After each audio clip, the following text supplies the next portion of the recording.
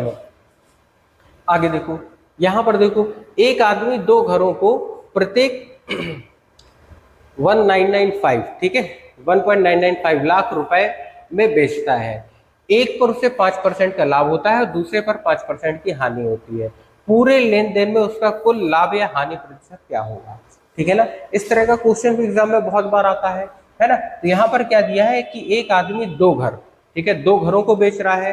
वो कह रहा है प्रत्येक को 1.995 लाख, ठीक है, यानी 1,99,500 रुपए में बेचता है दोनों को। यानी सेलिंग प्राइस क्या है? बराबर। सेलिंग प्राइस क्या है? बराबर। दोनों को बराबर प्राइस पर बेच रहा है, यानी दोनों का सेलिंग प्राइस है बराबर। लेकिन एक पर 5% का लाभ होता है और दूसरे पर 5% की हानि। एक पर 5% का लाभ, दूसरे पर 5% की हानि, ठीक है ना। तो पूरे लेन देन में उसे कितने परसेंट का लाभ या हानि होगी? देखो बेटा, जब भी इस तरह का क्वेश्चन आ जाए तो आप समझ जाओ, है ना। आपको केवल एक चीज करना है ना। यहाँ पर आपको देखना है कि कॉस्ट सेलिंग प्राइस बराबर है क्या? बिल्कुल है ना। क्या देखना है? पहली चीज देखना है सेलिंग प्राइस बराबर है क्या? बिल्कुल है। जो प्रॉफिट परसेंट या लॉस परसेंट दिया है वो बराबर है क्या? बिल्कुल है, 5% का, है ना। 5% प्रॉफिट है तो 5% लॉस है, बिल्कुल बराबर है। अब आपको यहाँ पर निकालना है कितने परसेंट का लाभ या हानि होगा। तो आपको समझो कुछ नहीं करना है ना। जितना परसेंट भी दिया हो उसका स्क्वायर करो, कितना हो गया? 5×25, है ना, और 100 से डिवाइड कर दो। और हमेशा माइनस में यानी कि लॉस में जाएगा। यानी आप देखोगे कि 0.25% की हानि, 100 से जब भाग दोगे दशमलव आ जाएगा यहाँ। हमेशा हानि होगी ऐसे क्वेश्चन में।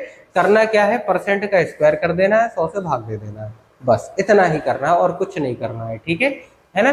चलो बढ़िया से नोट कर लो इसे भी। आगे देखो,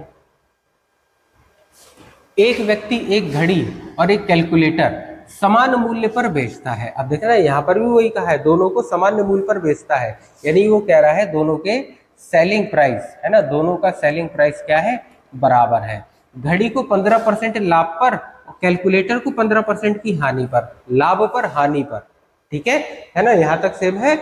कुल लाभ या हानि प्रतिशत बताओ। तो 15% दिया है, सेलिंग प्राइस बराबर है, 15% दोनों का प्रॉफिट और लॉस है। तो 15 का स्क्वायर करोगे तो 225, 100 से भाग करोगे तो यहाँ दशमलव आ जाएगा और हमेशा लॉस होगा। यानी कि -2.25%, -2.25% का उसे क्या हो जाएगा? लॉस हो जाएगा। क्लियर है? बड़े आराम से ये क्वेश्चन आप कर लोगे, ठीक है।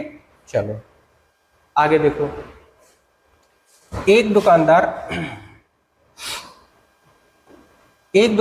100 संतरे 60 रुपए में खरीदता है और वह परिवहन पर 15% खर्च करता है, ठीक है।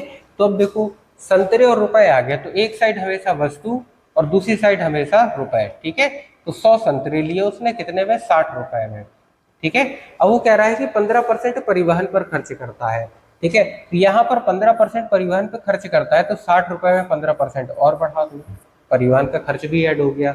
उसके बाद कह रहा है कि 20% लाभ प्राप्त करने के लिए 100 संतरों का विक्रय मूल्य क्या होगा? 20% का प्रॉफिट चाहिए, 100 के 100 संतरों पर ही चाहिए, है ना। तो 20% और इंक्रीज कर दो, ये 20% का प्रॉफिट हो गया।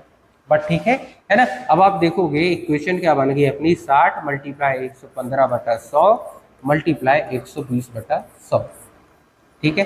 अब आप देखोगे 2 जीरो हमारे ये कैंसिल हो गए, ठीक है। उसके बाद देखोगे 4 से काटो तो ये कटेगा 25 बार में, 4 तिया 12, ठीक है।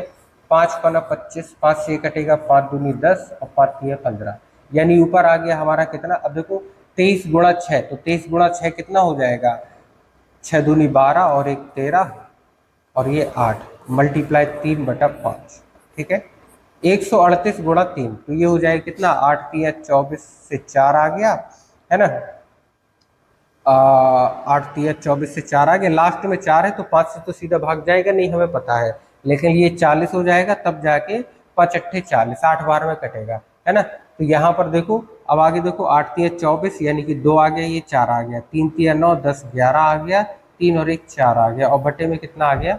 5, ठीक है। तो आप देखोगे इसे जब डिवाइड करोगे तो ये कितना हो जाएगा हमारा? 82.8 हो जाएगा, ठीक है। तो आंसर कितना हो जाएगा? 82.8 रुपए। क्लियर है? ठीक है। चलो, तो ये आपको ध्यान रखना है इस तरह का। अब देखो अगला क्वेश्चन, यहाँ देखो क्या लिखा है,